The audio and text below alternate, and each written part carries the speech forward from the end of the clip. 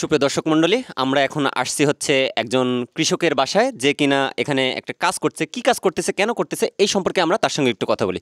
আসসালামু আলাইকুম। ওয়ালাইকুম সালাম। চাচা, আপনার নাম? আমার নাম মোহাম্মদ মানিক কবিরাজ। আপনার ঠিকানা? ঠিকানা কুমরুল। এটা কোন জেলা? এটা নাটোর জেলা বাবা।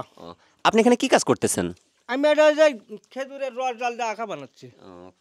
আপনার কতটা গাছ আছে? আমার গাছ হচ্ছে আসলে 26টা, বাদ দিয়ে এখন 24টা গাছ লাগাই বাবা।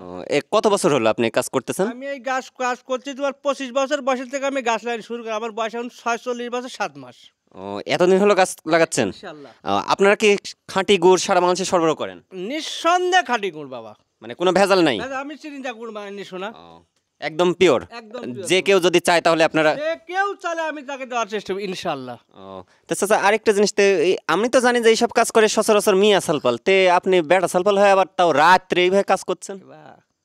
কথা আসতে তোর চাষি শুনলে আমাকে তো মারবি নি, তোকে শুদ্ধি মারবি নি।